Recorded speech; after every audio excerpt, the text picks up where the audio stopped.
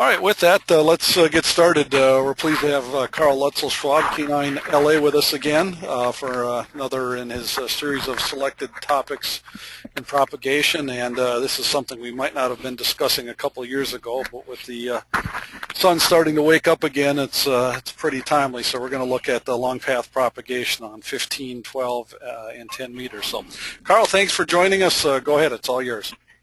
Okay, thank you, Ken. And thanks to PVRC for hosting these, and a lot of good information on the website there that Ken gave just a little bit ago. Well, I'm Carl, K9 LA, and I'm going to talk about long path on the higher bands. As Ken said, recently I've worked some on 15, 12, and 10, and also seen lots of reports of other people working them. So I thought it'd be a good time to review long path on these three higher bands. Of course, long path occurs on 20 meters and 40 meters, etc., but we're going to focus on just the three higher bands right now. There's not much theory in this presentation. It's mostly a how-to. We'll go and look at some good log data from other amateurs, mostly around 10 meters, and then we'll expand it and get into the other bands. Let's see here. There we go. Hey, I figured out how to do it, Ken. Okay, what we're going to cover is, in pretty good depth, is 10-meter long path. Show how I got exposed to 10-meter long path, and then talk about K2 ARO in New York. He had a wealth of long path data. I ran into him on 10 meters one day, a long time ago.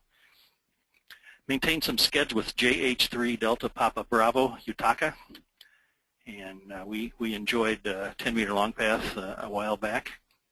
Talk about some of the recent openings I've seen. I'm sure some of you have been taking advantage of long path. And then once we're done with 10-meter long path, we're going to apply this East Coast knowledge to other parts of the U.S., specifically the West Coast and also the deep Midwest, specifically Texas and in and around there. It's pretty interesting, some of the results. Then we'll apply the 10-meter knowledge to 15 and 12 meters, and then I'll provide a summary of how you too can work 10-meter long, or 15, 12, and 10-meter long path in 3 easy steps. You know, turn the radio on, start talking, and listen. That's 3 easy steps, I guess. But as Ken said, what's caused a lot of our good 15, 12, and 10-meter long path is what the sun has been doing. Let's take a real quick look here. On the left is recent data in terms of smooth sunspot number and monthly mean sunspot numbers. On the right, same data, but in terms of 10.7 centimeter solar flux. As you can see, March and April were very good months with lots of good solar activity. The green lines in both plots are the smooth parameters. On the left, the smooth sunspot number for October 10. The latest data we have is about 23. If we extrapolate that line to April 2011, you know, last month, this month, it's around 40. So let's try and remember that number, because I'll be using that number a little later on in the presentation when talking about the other bands. On the right, in terms of solar flux, the smooth solar flux for October was around 85, and extrapolating the smooth solar flux line, it's around 95 about now. So things are picking up. We'll see what happens in May and June, and see what the sun does. More than likely, it's going to not maintain that high monthly mean level, monthly average level, but I think it'll still result in the smooth sunspot number going up, which means the higher bands will come even more to life than they have in the past 2 months. Okay, 10-meter long path, that's what we're going to focus on right now. And it all started for me way back in the spring of 1980, when I lived in the Dallas-Fort Worth area. I was K9 LA/5. You know, one night I heard a DL on 10-meter CW around 11 p.m. and I thought, yeah, right, sure. Well, his signal did peak towards the southwest, and he was kind of weak. Started digging a little bit, and sure enough, that was my first exposure to 10-meter long path.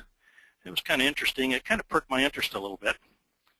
And then a couple of years later, after having not done anything on 10-meter long path, it was during the CQ Worldwide phone in 1986. One of the locals called in on the 2-meter net. Old timers will remember 2-meter nets before packet.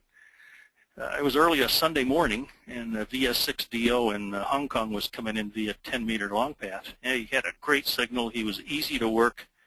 At the time I had, I believe it was an A3, Cushcraft A3 at about 40 feet, and running, I think, a TS-180 to a good old Dentron GLA 1000's sweep tube amplifier, 4 tubes.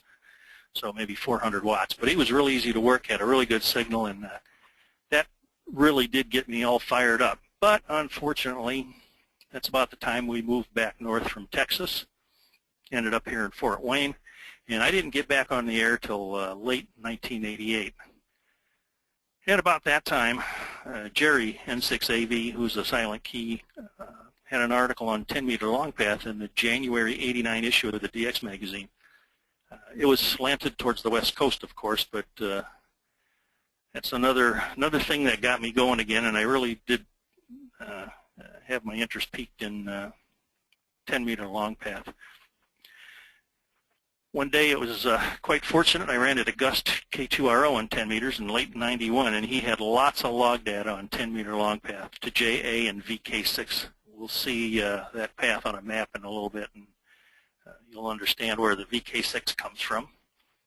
And I used his log data to create some plots, the openings versus the sunspot number, the seasonal variation of 10-meter long path from the East Coast to JA VK6, the duration of openings. So let's take a look at this data. But before we do, let's just take a quick look at what that path is, the W2s to JA.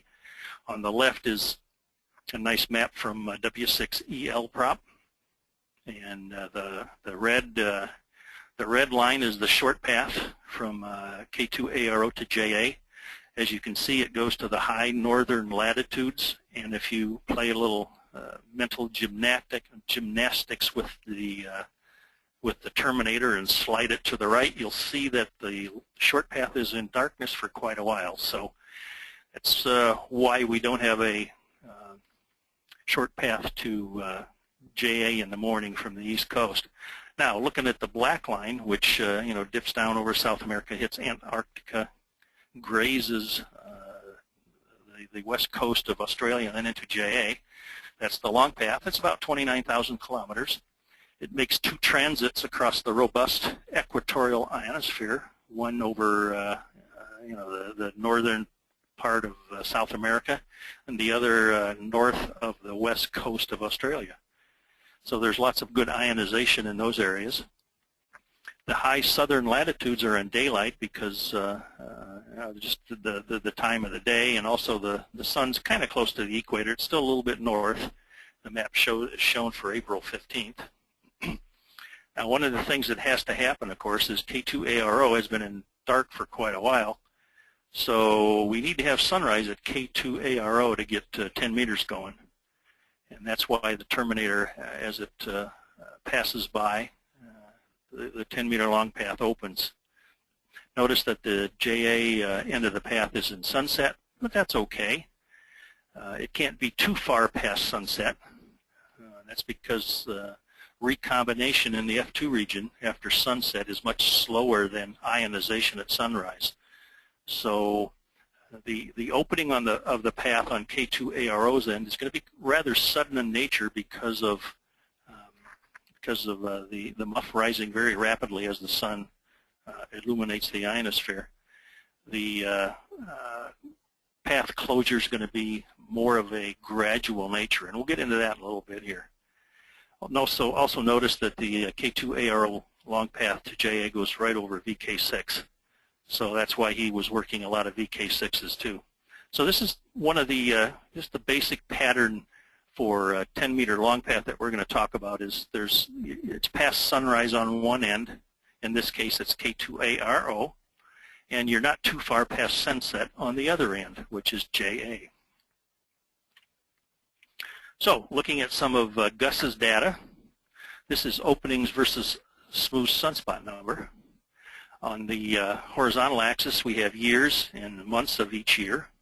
Notice there's a break from 1984 to 1986. That was solar minimum between 21 and 22, and he made no QSOs.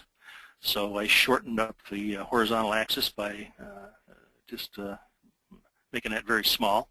The vertical axis is on the right is the smooth sunspot number, and you can see cycle 21 and cycle 22. And on the left is the number of days a JA or VK6 contact was made. So you can see some of the better months had almost half the days of the month there was a JA or VK6 QSO from Gus to via the long path. And also, one of the valuable pieces of information we can get from this plot is it looks like a smooth sunspot number greater than about 60 gives 10-meter long path. We'll talk about the 10-meter long paths contacts I've already seen with the smooth sunspot number below 60. That's going to happen because the day-to-day variation of the F2 region. But in general, for consistent long path on 10 meters, we need a smooth sunspot number of about 60.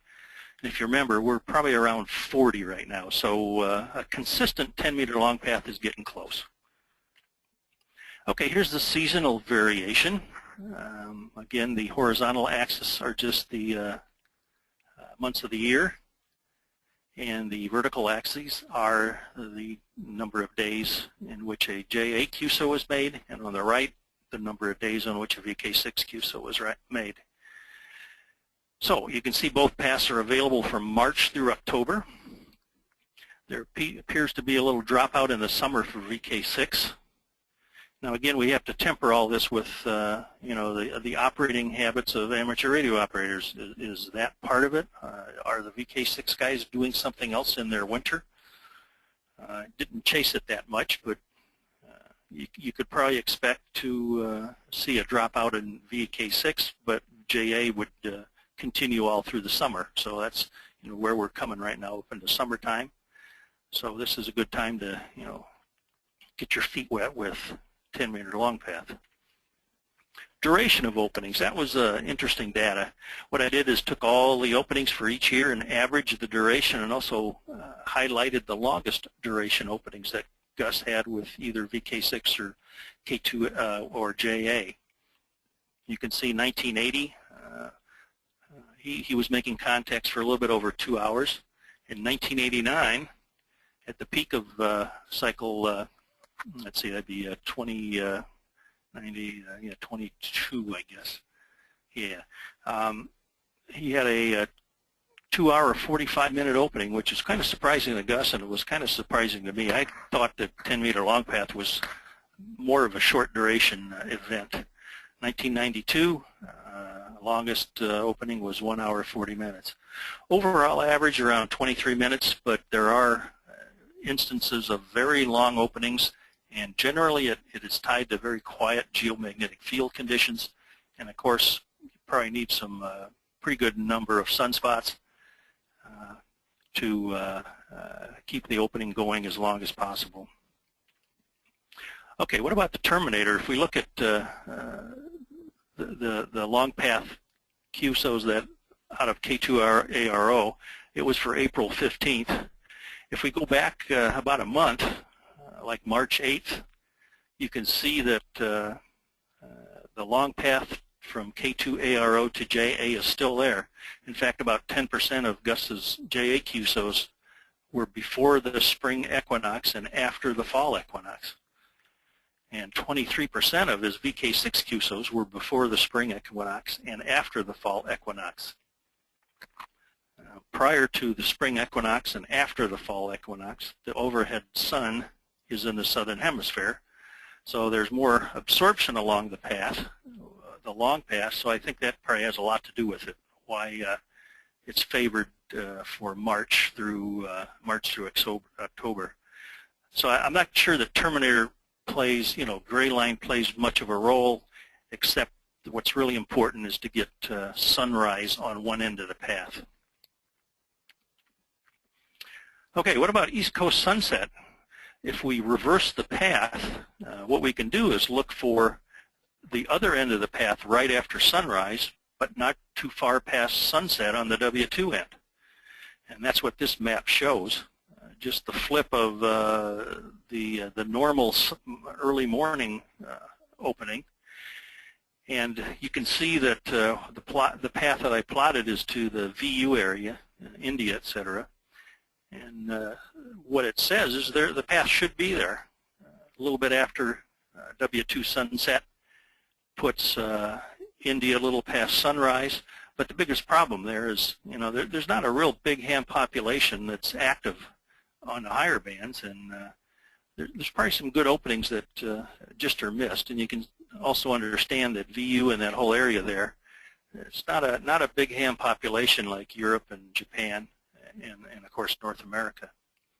But there should be a long path there, and I'd love to hear from anybody who did work one on 10 meters that way, you East Coast guys. Okay, fortuitously I met JH3DPB on 10-meter long path one morning. So we set up daily skids in April of '92. U was running a TS930 barefoot to a 6-element monoband at 110 feet. I had my trusty TS180 to a 4-element Cushcraft monobander at 72 feet, and we had QSOs on many days. I did this before I had to run off to work, and it was good that 10 meters opened up pretty early in the morning in the summer and didn't interfere with any work efforts. There were 2 days that were quite noteworthy for our work with, or my schedules with Yutaka. And on those days, contact was established at 1100 UTC, which was 6 a.m. local time, so you can understand why I had some time before I had to run off to work. And that's about 8 p.m. Local time for you. And we maintained contact till about 13:15 UTC. So that was about a good 2-hour, 15-minute opening. And as I said before, the opening was quite sudden in nature. And that's because we had to wait for my end of the path, for the muff on my end of the path to rise to 28 megahertz.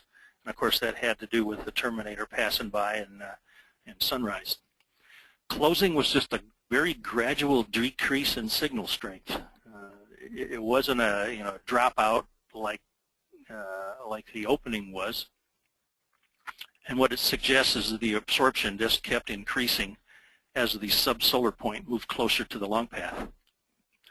That 2-hour, 15-minute opening would have lasted longer if Yutaka and I would have had amplifiers on both ends, but we ran barefoot, and that's all we did. And this kind of falls in line with K2ARO's longest opening. More than likely, Gus was running some power, and I suspect maybe some of the JAs and VK6s were. And that's why he had a 2-hour, 45-minute opening, I believe, if I remember correctly.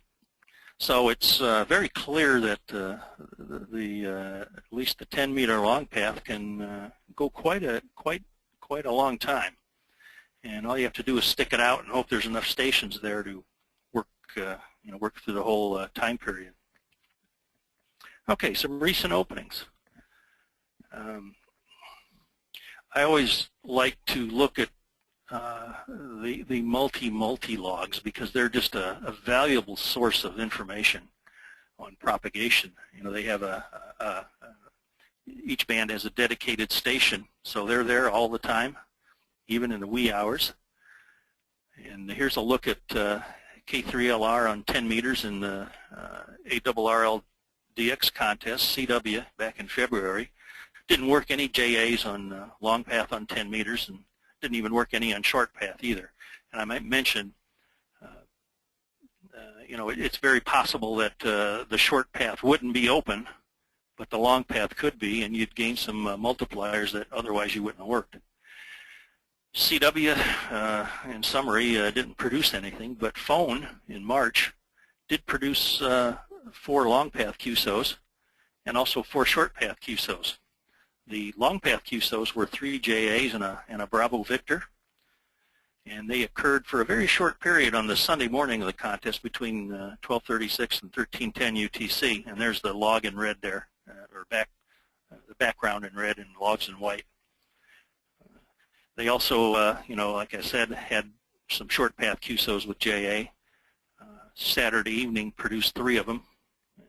The normal short path time that we usually think of, at least on the East Coast and the Midwest, around 2200 UTC, and they had one on Sunday evening also.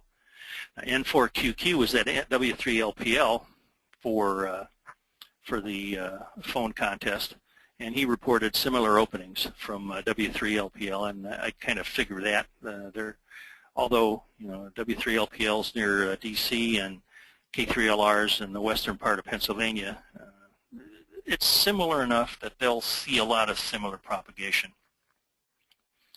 Now, I also looked at their logs in the 15 meter, on 15 meters in the 2011 DX contest, but there was nothing obvious. The problem here is, since long path on 15 meters would occur in the morning hours, you have to struggle with all the Europeans. Why work a handful of JAs on long path when you can just really go like gangbusters working EU in the morning? So it could be that the long path is there, but during a contest it's just tough to ferret out the JAs because of the European opening. And of course, I mentioned before, I've seen lots of reports of 15, 12, and 10 meter long path. It's starting to show up now, so now's the time to start looking for it. Okay, let's apply the East Coast knowledge that we just went through to other parts of the U.S. East Coast versus the West Coast. On the left is the map that I showed before, the long path opening from the East Coast to JA.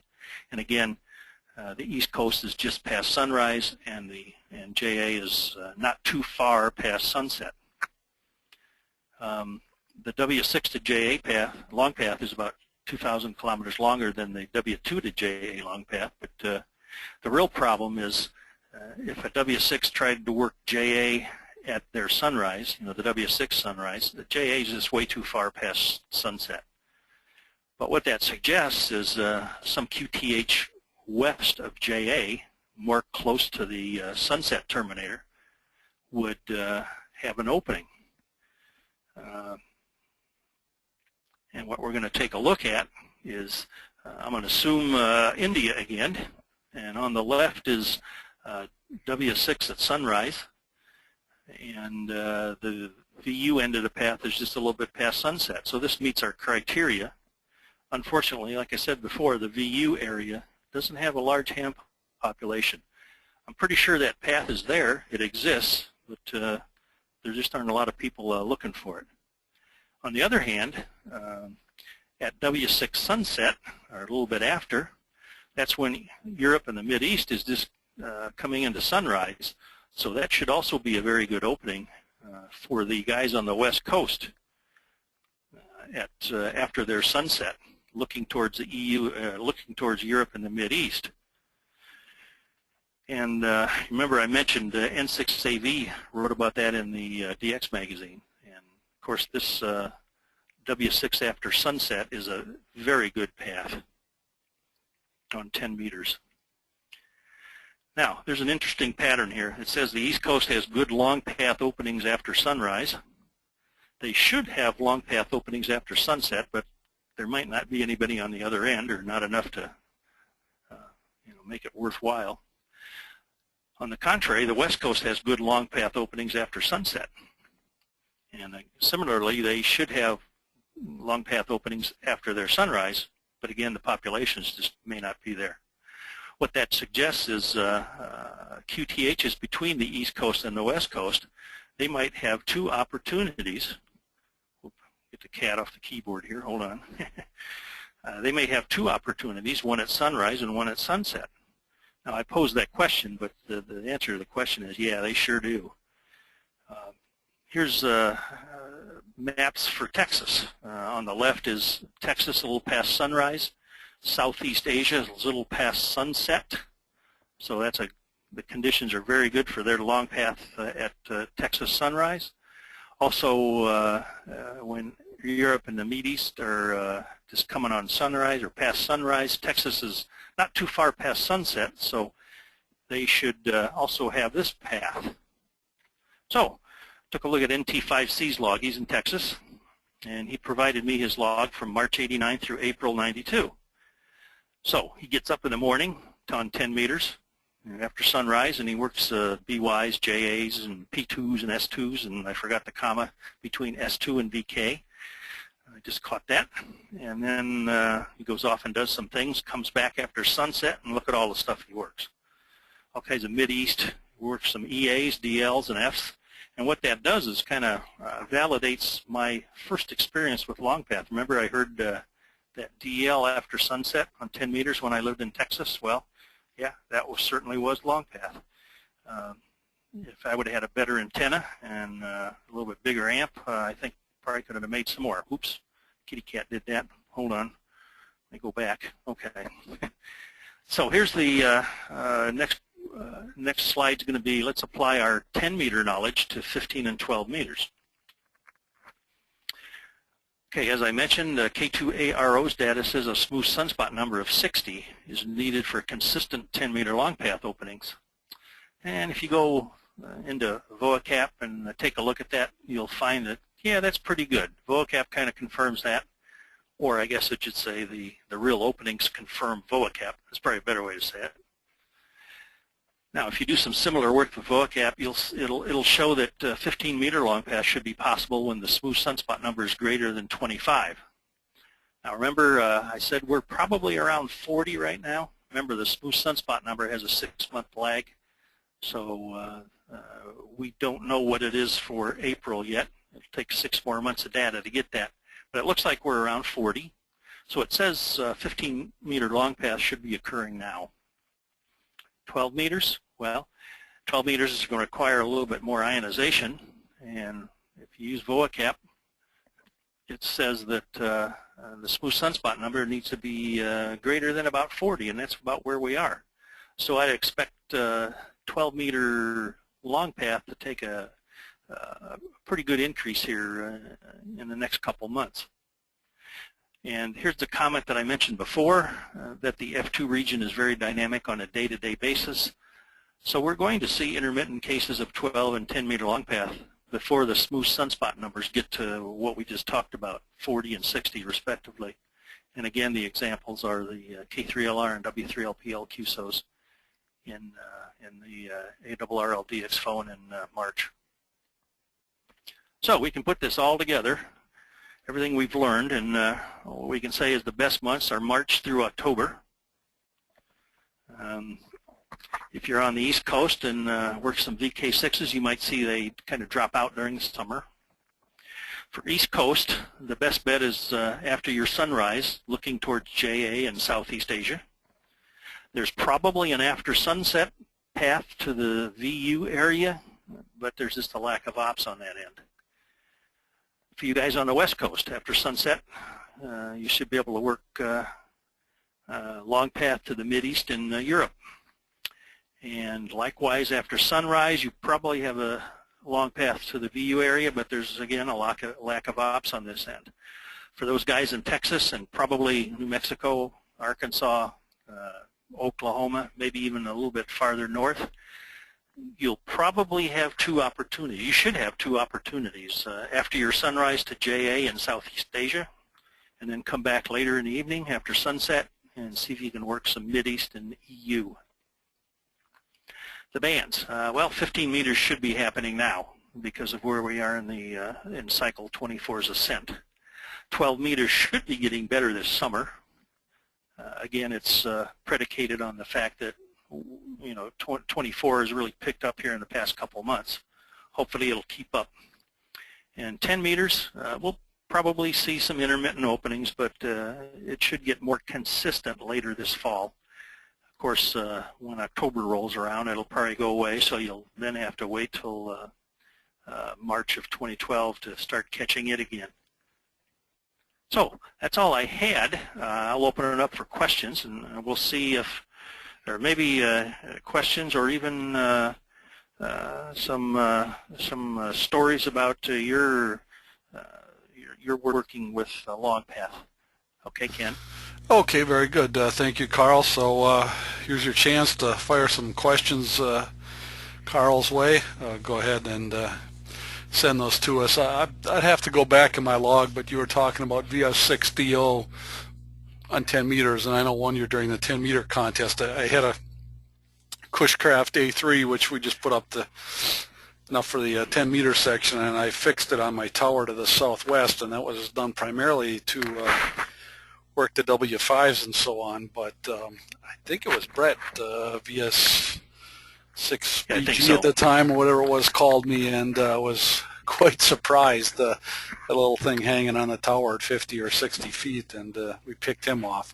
I'd have to go back and take a look, though. We have to remember that 10 meters, since ionospheric absorption is inversely proportional to the square of the frequency, as we go up in frequency, the absorption goes down. So absorption's not the big player on 10 meters, and probably most people know that. That's why 10 meters can give you some pretty good signal strengths on the long path, even though it's a heck of a distance. Okay, well, here's another Texas story from Randy, K5ZD. He said, discovered 10-meter long path in 1980, operating from K5RC. I believe that was down there. Worked in an Italian station one evening. Wow. So. Was that K5RC or Randy, K5ZD was at K5RC. RC, okay, at Tom's place, okay. Yeah, it's there are a lot of I'm sure there are a lot of examples, and I'd love to hear from some people on those other ones that should be there, but maybe we're not looking for them. Okay. And he said longest QSO ever 15-meter long path was from K5TM in Austin, Texas to K1DG in Windham, New Hampshire during WAE 1980. So it was either that or he had bad front to back on his beam. Yeah, that could be too. Yeah, that's one of the problems I had when I was in Texas. I just had a little 2-element homemade Yagi, and yeah, I'm sure the front to back wasn't more than. All right, he told me it is real. I was just kind of jerking his chain. Okay. Anyways, so. Oh, okay. Okay, folks. Any other questions or stories you'd like to pass along? Now's the time to do it. Before we end things here. And this one's from Steve, K7AWB. Is it possible to tell long path signals using a simple vertical, such as a Cushcraft R5 on a fence post? Well, just I think the best way to tell is just to match it to the pattern of what we've gone through. If it's in the morning, it's probably long path. If it's in the evening to JA, it's more than likely short path. That's just what the ionosphere gives us. Put up another element and make it and then phase it so you can turn it both ways. That'll help. Okay. Randy also mentioned that they tried beaming short path on that, and they couldn't hear each other. So, okay, from Mike, W3MC, first 10-meter long path was the VR2 during CQ Worldwide years ago. Thought he was a bootlegger and kept asking for his real call sign. Yeah, it could. I'm sure you could probably ask him how strong he was. It was probably pretty strong. Yeah, it piqued my curiosity, and I'll have to go back and, of course, when I dig up those 10-meter logs, I also see how we started the contest at 0-100, running JAs and working BVs and BYs and JTs and stuff. And yeah, so the value of long path in a contest is kind of narrow-minded. If the short path isn't open, that's an opportunity to work some of those multipliers. But if the conditions are good, you're going to work those guys on short path. So there's may not be any reason to swing the beam towards long path in the morning. Yeah, and Mike also mentions the point you brought up too, that he was loud, but not as loud as the locals or Europeans. So sometimes, yeah, you're right. I mean, these guys could get lost in all the the noise. So yeah, and I think that apply more towards 15 meters than 10 meters. Mm-hmm. Okay, you said Randy Thompson, right? Yep. K5ZD. Yep. Mm-hmm. Yeah, I can. I remember he operated from PY one year, and he essentially had 10 meters at the peak of. I don't remember when it was. You can ask Randy, or maybe he'll chime in. But he essentially had propagation on 10 meters 24 hours a day. And during the normal waking hours, he'd be working Europe and North America and Japan, and he could also swing around to the southeast and work Japan. So that was very. I read about that, and that was pretty interesting. 24-hour, 10 meters, 24 hours. That was kind of interesting. Yeah, that is pretty cool. All right. I thought maybe Randy had a microphone plugged in. We could bring him online here. Pete, K2 Papa Sugar asks, can I expect any skewing on the long path? Well, I've never had an experience. Up here in the Midwest, we can sometimes in the fall work JAs by pointing to the southwest, but that's more of a scatter path or a skewed path. I can't recall anything tied to long path of course, I've never really looked at for it when didn't swing the beam to see if it was off the true great circle path. But I suppose it's possible, but I don't have any experience with it. Okay, the last call, folks. Any other questions or stories you want to share? And go ahead and put those up. Otherwise, we can go ahead and wrap things up here. So, last call. And Carl, anything else you want to add before we go ahead and close it down? No, just take that summary sheet and depending on where you are, get on and have some fun with long path. It is kind of fascinating to know that our signals can go all that way and still be readable. Okay, that's about all I have. Okay, let me go ahead then and grab the presentation roll back from you. And let's see here.